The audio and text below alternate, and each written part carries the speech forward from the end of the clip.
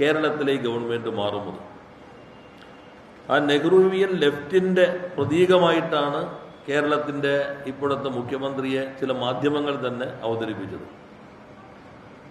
ജവഹർലാൽ നെഹ്റു സ്വാതന്ത്ര്യത്തിന് ശേഷമുള്ള ഇന്ത്യയിലെ വളർച്ചയിൽ പൊതുമേഖലാ സ്ഥാപനങ്ങൾ വഹിക്കുന്ന പങ്കിനെ വളരെ ദീർഘവീക്ഷണത്തോടുകൂടി കാണുകയും അവയാണ് യഥാർത്ഥ ക്ഷേത്രങ്ങൾ, നമ്മുടെ ക്ഷേത്രങ്ങൾ അതാണ് എന്ന് പ്രഖ്യാപിക്കുകയും ചെയ്ത ഭരണാധികാരിയായിരുന്നു. നമ്മുടെ രാജ്യത്തിൻ്റെ സ്വതന്ത്രാനന്തര വികസനത്തിൽ പൊതുമേഖല പ്രധാനപ്പെട്ട പങ്ക് വഹിക്കുകയും ചെയ്തിട്ടുണ്ട്. എന്നാൽ ഇപ്പോൾ അവതരിപ്പിച്ചിട്ടുള്ള ഈ തലസ്ഥിതി റിപ്പോർട്ടോ ധവളപത്രമോ ആയിട്ടുള്ള രേഖ പൊതുമേഖലയെ പൂർണ്ണമായും കൈയൊഴിയുന്നതാണ്. പൊതുമേഖലയെ സംബന്ധിച്ച് രണ്ട് തരത്തിലുള്ള ഭാഗങ്ങൾ അവതരിപ്പിച്ചിട്ടുണ്ട്. ഒന്ന് KSRTC പോലെ, KSEB പോലെ, വാട്ടർ അതോറിറ്റി പോലെ ജനങ്ങളുടെ ദൈനംദിന ജീവിതത്തിൻ്റെ അവിഭാജ്യ ഘടകങ്ങളായിട്ടുള്ള സർവീസുകൾ, അവയെ കേവലം ലാഭനഷ്ട കണക്കുകളിലൂടെ മാത്രം സമീപിക്കുന്നു എന്നുള്ളതാണ് ഈ തലസ്ഥിതി റിപ്പോർട്ടിൻ്റെ ഒരു ഭാഗം. അവയെല്ലാം നഷ്ടമുണ്ടാക്കുന്നതാണ്. അതിനു പകരം ഉൽപാദനത്തെ അടിസ്ഥാനപ്പെടുത്തിയുടെ സബ്സിഡിയിൽ നിന്ന് ഉപഭോഗത്തെ അടിസ്ഥാനപ്പെടുത്തിയ സബ്സിഡിയിലേക്ക് മാറുന്നു. ഇപ്പോൾ KSRTCയിൽ സഞ്ചരിക്കുന്ന ആളുകളാണെങ്കിൽ അവർ എത്രയാണോ ആ സഞ്ചാരത്തിന് ആവശ്യമായി വരുന്ന ചെലവ് അത് യാത്രക്കാർ പൂർണ്ണമായിട്ട് വഹിക്കുക. ബാക്കിയുള്ളവർക്ക് വേണമെങ്കിൽ ഡയറക്റ്റ് ബെനിഫിറ്റ് ട്രാൻസ്ഫർ, നേരത്തെ കോൺഗ്രസ് തന്നെ എതിർത്തിരുന്ന ചില ഭാഗങ്ങളുണ്ട്, അത്തരത്തിലുള്ള ട്രാൻസ്ഫർ സംവിധാനം കൊണ്ടുവരാം. വാട്ടർ അതോറിറ്റിയും അങ്ങനെ തന്നെ. അങ്ങനെ പൂർണ്ണമായിട്ടും നവ ഉദാരവൽക്കരണ നയങ്ങളുടെ പുതിയ കാലത്തിൻ്റെ പ്രയോഗമാണ് ഈ തലസ്ഥിതി റിപ്പോർട്ട് മുന്നോട്ട് വയ്ക്കുന്നത്. 91 നടപ്പിലാക്കിയ നവ ഉദാരവൽക്കരണ നയങ്ങളാണ് കോൺഗ്രസിൻ്റെ തിരിച്ചടിയുടെ ഒരു കാരണം എന്ന് മനസ്സിലാക്കുന്നു. അതിൽ നിന്ന് മാറി നെഹ്റുവിലേക്ക് തിരിച്ചു പോകുന്നു. നെഹ്റുവിനെ BJP ഉപേക്ഷിക്കുകയും അപമാനിക്കുകയും ചെയ്യുന്നു എന്ന് പറയുന്ന അതേ ശ്വാസത്തിൽ തന്നെയാണ് പൂർണ്ണമായും നെഹ്റുവിയൻ കാഴ്ചപ്പാടിനെയും കൈയൊഴിഞ്ഞുകൊണ്ട് നവ ഉദാരവൽക്കരണ സംവിധാനം നടപ്പിലാക്കുന്നത്. പിന്നെ പൊതുമേഖലയെക്കുറിച്ച് വ്യവസായ രംഗത്ത് ഉൽപാദന മേഖലയിൽ പൊതുമേഖലയിൽ പറയുന്നത്, പൊതുമേഖലാ സ്ഥാപനങ്ങൾ സാമ്പത്തികമായി ലാഭകരമല്ലെന്ന് കണ്ടെത്തുന്ന സാഹചര്യങ്ങളിൽ തൊഴിലാളികളുടെ താല്പര്യങ്ങളും ഉപജീവന മാർഗങ്ങളും സംരക്ഷിച്ചുകൊണ്ട് തന്നെ അവയെ ഓഹരി വിറ്റഴിക്കൽ, ഡിസ്ഇൻവെസ്റ്റ്മെന്റ്, സ്വകാര്യവൽക്കരണം, പ്രൈവറ്റൈസേഷൻ, അല്ലെങ്കിൽ ക്ലോഷർ, ഈ മൂന്നാണ് പരിഹാരമായിട്ട് വയ്ക്കുന്നത്. കഴിഞ്ഞ 10 വർഷം കേരളത്തിലെ പൊതുമേഖലയിൽ വന്ന മാറ്റങ്ങളെക്കുറിച്ച് ഈ രേഖ പൂർണ്ണമായിട്ടും അജ്ഞത നടിക്കുകയോ അല്ലെങ്കിൽ അത് അവഗണിക്കുകയോ ചെയ്യുന്നു. നേരത്തെ ചൗധരി കമ്മിറ്റിയെ നിയോഗിച്ചുകൊണ്ട് UDF ഗവൺമെൻറ് പൊതുമേഖലാ സ്ഥാപനങ്ങളുടെ ഒരു വിറ്റഴിക്കലിന് ശ്രമം നടന്നിരുന്നു. ആ ഘട്ടത്തിൽ വലിയ പ്രതിഷേധത്തെ തുടർന്നാണ് ആ നീക്കം ഉപേക്ഷിച്ചത്. കഴിഞ്ഞ 10 വർഷം കേരളത്തിലെ പൊതുമേഖലാ സ്ഥാപനങ്ങളെ ഏറെ മെച്ചപ്പെടുത്തിയ, ശക്തിപ്പെടുത്തിയ വർഷമായിരുന്നു.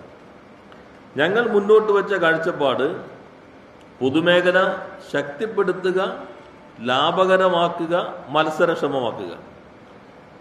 അതിനുവേണ്ടി പോൾ ആന്റണി കമ്മിറ്റിയുടെ റിപ്പോർട്ട് അവരെ ചുമതലപ്പെടുത്തുകയുണ്ടായി. കേരളത്തിൽ ഏറ്റവും ലാഭകരമായി പ്രവർത്തിക്കുന്ന കേന്ദ്ര പൊതുമേഖലാ സ്ഥാപനമായ BPCLന്റെ എക്സിക്യൂട്ടീവ് ഡയറക്ടറായി വിരമിച്ചയാളെ ചെയർമാനായിക്കൊണ്ട് board for public sector transformation BPT എന്ന പുതിയ സംവിധാനം രൂപീകരിച്ചു. ഓരോ പൊതുമേഖലാ സ്ഥാപനങ്ങളും മാസ്റ്റർ പ്ലാനുകൾ തയ്യാറാക്കി, വിദഗ്ധ സമിതികളുടെ പരിശോധനയ്ക്ക് വിധേയമാക്കി, തൊഴിലാളികളുമായി ഉൾപ്പെടെ ചർച്ച ചെയ്തുകൊണ്ട് അവയ്ക്ക് അംഗീകാരം നൽകി. ഇന്ത്യയിൽ ആദ്യമായി എല്ലാ പൊതുമേഖലാ സ്ഥാപനങ്ങളിലും സ്വതന്ത്ര ഡയറക്ടർമാരെ നിയോഗിച്ചു. സ്വീപ്പർ മുതൽ ഏത് പെർമനന്റ് പോസ്റ്റും മാനേജിംഗ് ഡയറക്ടർ വരെയുള്ള എല്ലാ പോസ്റ്റുകളും സുതാര്യമായ റിക്രൂട്ട്മെന്റ് സംവിധാനം, പഴയ ചീഫ് സെക്രട്ടറി അധ്യക്ഷനായിട്ടുള്ള റിക്രൂട്ട്മെന്റ് ബോർഡിനെ നിയോഗിച്ചു. ഓരോ സ്ഥാപനവും ഗവൺമെന്റുമായി MOU ഒപ്പുവയ്ക്കണം എന്ന ഒരു പുതിയ കാഴ്ചപ്പാട് കൊണ്ടുവന്നു. അങ്ങനെ കേരളത്തിന്റെ ചരിത്രത്തിൽ ആദ്യമായി ഏറ്റവും ഒടുവിലത്തെ റിപ്പോർട്ട് നോക്കുമ്പോൾ 29 പൊതുമേഖലാ സ്ഥാപനങ്ങൾ ലാഭകരമാക്കാൻ കഴിഞ്ഞു എന്നുള്ളതാണ്. അത് വ്യവസായ വകുപ്പിന്റെ കീഴിലുള്ള സ്ഥാപനങ്ങളുടെ ഏറ്റവും ഉയർന്ന റെക്കോർഡായിട്ടാണ് ഈ 29 പൊതുമേഖലാ സ്ഥാപനങ്ങൾ ലാഭകരമാക്കി. എന്ന് മാത്രമല്ല, നേരത്തെ ഇതിനകത്ത് ഒരു ഭാഗം പറയുന്നുണ്ട്, അവസാന ഭാഗം പറയുന്നുണ്ട് ഓഡിറ്റുകളെല്ലാം തന്നെ കൃത്യസമയത്തുണ്ടാകണം. അപ്പോൾ എനിക്ക് തോന്നുന്നു വേണ്ടത്ര ഒരു പരിശോധന പോലും നടത്താതെയാണ് ഈ തലസ്ഥിതി റിപ്പോർട്ട് തയ്യാറാക്കിയിട്ടുള്ളത്. യഥാർത്ഥത്തിൽ ഇന്ന് 45 പൊതുമേഖലാ സ്ഥാപനങ്ങൾ അപ് ടു ഡേറ്റ് ആണ് സ്റ്റാറ്റ്യൂട്ടറി ഓഡിറ്റിങ്ങിൽ. സ്റ്റാറ്റ്യൂട്ടറി ഓഡിറ്റിങ്ങിൻ്റെ ഒരു ഭാഗം നിങ്ങൾക്ക് എല്ലാവർക്കും അറിയാവുന്നതായിരിക്കും. CAG-യുടെ നിയോഗിക്കുന്ന ആളുടെ സൗകര്യം കൂടി പരിഗണിച്ചിട്ടാണ് അവസാനമായിട്ട് നൽകുക. 10-15 വർഷത്തെ കുടിശ്ശിക ഒരു കാലത്ത് ഉണ്ടായിരുന്നു എന്നത് യാഥാർത്ഥ്യമാണ്. എന്നാൽ അതിൽ നിന്ന് മാറി പരമാവധി സ്ഥാപനങ്ങൾ ഇപ്പോൾ അപ് ടു ഡേറ്റായി ഓഡിറ്റിംഗ് വന്നു. ലാഭകരമായി സ്ഥാപനങ്ങൾ പ്രവർത്തന രംഗത്തേക്ക് വന്നു. 35 PSU-കൾ ഈ വർഷം ടേൺ ഓവർ വർധനവ് കാണിച്ചിട്ടുള്ള ചരിത്രത്തിൽ ആദ്യമായിട്ടാണ് 35 PSU-കൾ കൂടുതൽ ടേൺ ഓവർ കാണിച്ചു. 29 PSU-കൾ നേരത്തെ പറഞ്ഞ പോലെ ലാഭത്തിലായി. PSU-കളുടെ മൊത്തത്തിലുള്ള ഓപ്പറേറ്റിംഗ് പ്രോഫിറ്റ് അത് 107 കോടി രൂപയായിട്ട് വർദ്ധിച്ചു. നേരത്തെ നഷ്ടത്തിലായിരുന്നു. മൊത്തത്തിലുള്ള പ്രോഫിറ്റ് 107 കോടി രൂപയായി വർദ്ധിച്ചു.